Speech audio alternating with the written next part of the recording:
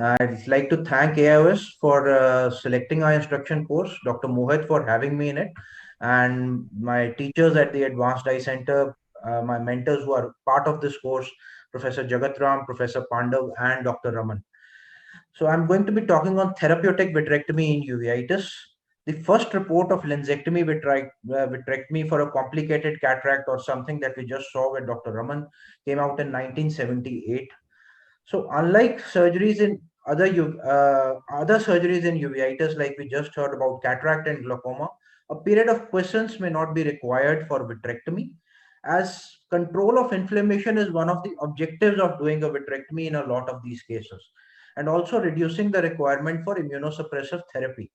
So, in a large review that was published in 2018, they reported reduction in CME from 52% to 37% in eyes which underwent vitrectomy, and reduced use of corticosteroids from 48% to 12% post-operatively in after vitrectomy. So that is a major reduction in the requirement in the inflammation as well as the requirement of anti-inflammatory therapy.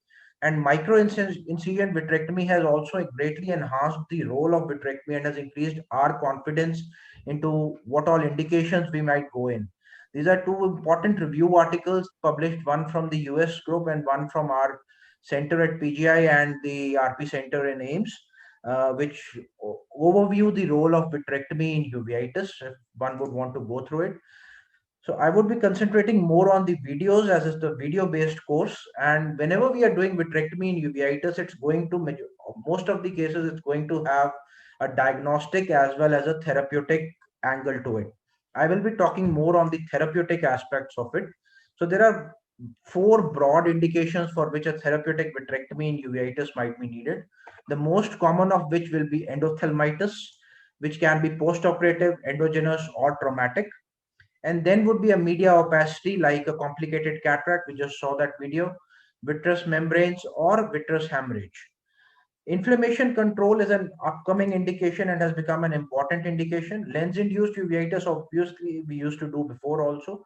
Irwin gas syndrome and recalcitrant uveitis. And obviously, the structural sequelae of uveitis, something like epiretinal membranes, macular hole, retinal detachment, and a cyclitic membrane. We just saw very nice videos of that. I'll be just touching upon one or two cases in each of these scenarios to just show how what all can is possible. Coming on to endophthalmitis. So this was a 52-year-old male, typical history, poor visual gain following cataract surgery 2 days ago, and pain, redness, photophobia. You can see the steamy eye, the corneal edema, the hypopyon, and also the fibrin in the anterior chamber, and echoes in the vitreous cavity.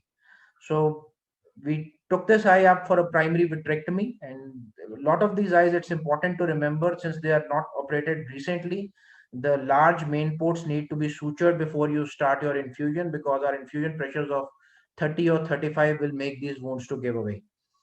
And important to clear out the fibrin in the anterior chamber to clear your view, also to reduce some amount of inflammation. Here I am using a cutter to do the same, and also the fibrin membrane, as you can see, coming out from the angle. And then we go into the posterior segment. The posterior part is just to be done a core vitrectomy as much as you are comfortable doing, and as soon as you get a red glow and a view of the posterior pole, I think that's about it. Now there is now an upcoming role of a more complete vitrectomy to be done, and then the intravitreal antibiotics, and you can see the results can be very gratifying, and you can see the complete anterior chamber inflammation controlled and a fundus as if there was no endophthalmitis ever. So just another video to show another technique of the fibrin membrane removal in the anterior chamber in these eyes using a needle cystitome, just like we do for a capsulorhexis. And this sample then again can be sent for microbiological examination, and that helps in our diagnosis.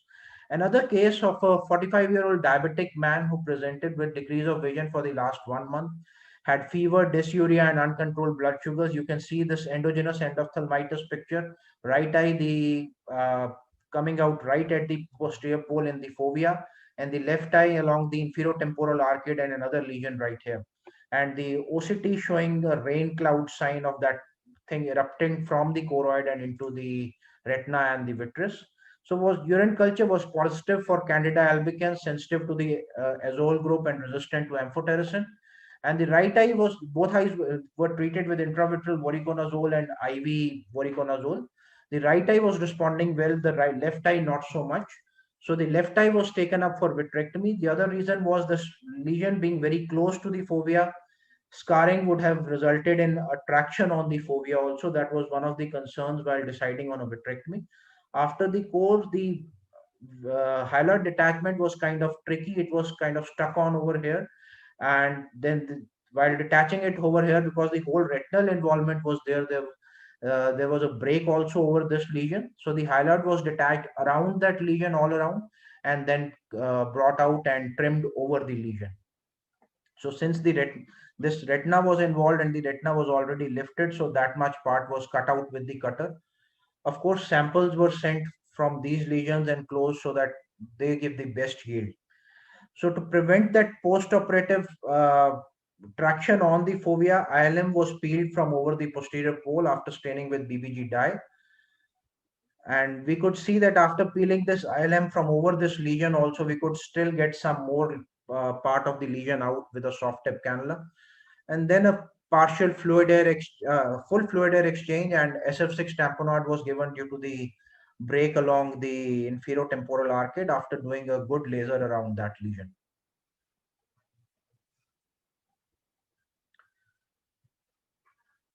So this is the SF6 going in, and also intravitreal voriconazole was repeated at the end.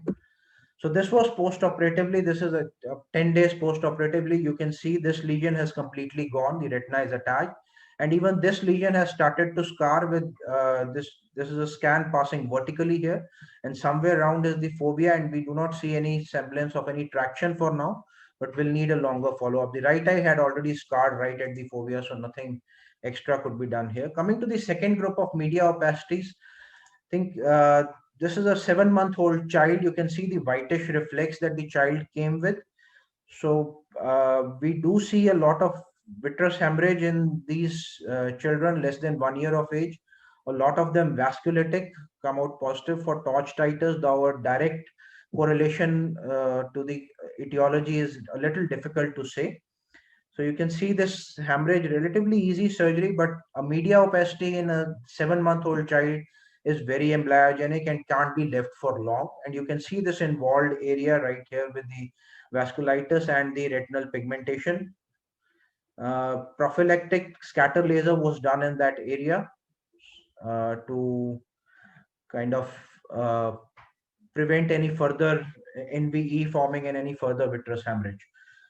A partial FAX, and since we were using 27 gauge, we could leave this sutureless, and this is another great advantage of the microincision vitreous surgery. Post-operatively, both eyes had a clear media at least, and CMV titers were positive for this patient. So coming to inflammation control, lens-induced uveitis, I'll be talking about a case of recalcitrant uveitis. A 40-year-old male with recurrent vitritis and vascular leakage, idiopathic. We never found the cause despite investigation. Whenever there was a reduction in the immunosuppression, the inflammation used to come back. So we decided to take him up for a diagnostic and therapeutic vitrectomy. So this is just initial sample was taken under air to get a good yield, and then after that triamcinolone was used to stain and identify that there is no posterior hyaloid left at the posterior pole. And then the peripheral vitrectomy was done, nothing with depression, but just as much as was comfortable up till the equator. And that was about it. That concluded the case.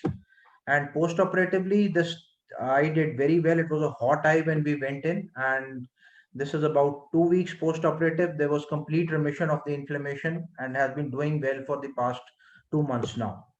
Last indication, coming to the structural sequelae, as we can see, this is an epiretinal membrane secondary to vasculitis, a peripheral fibrovascular proliferation over the area of the vasculitis, along with you can see some asteroid hyalosis here. So both things get treated with one thing.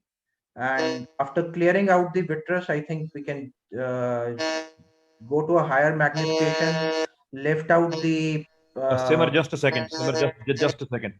Mr. Raj, can we have that timer off, please? We're on time. I understand it's been time to something. Thank you. Yes, sir. Okay. Thank you. Thank you. Simar, please continue. Thank you, sir, for that. And then, I'm sorry. So we just lift up on a higher magnification, lift the epiretinal membrane from the posterior pole. And again, so this is kind of a refractive surgery for retinal surgeons, a short surgery, trim it out to the periphery, and that completes the surgery. And again, has a very gratifying outcome for these patients. Another patient with acute retinal necrosis in one eye, treated over 2 weeks with IV acyclovir and intravitreal ganciclovir, resolved well.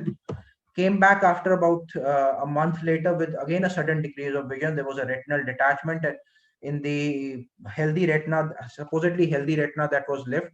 And so again took him up for surgery, detached the hyaloid.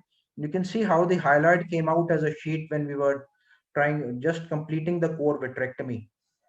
And from over the area of the necrotic retina. And as soon as the hyaloid lifts up, you'll see a lot of sclerin coming along this whole temporal thing. You can see it right here. This indicates the subretinal fluid and the presence of the multiple breaks in this area. You can see this whole sieve-like retina over here. Almost 270 of the peripheral retina was involved. And here you can see very clearly this thin necrotic sieve-like retina.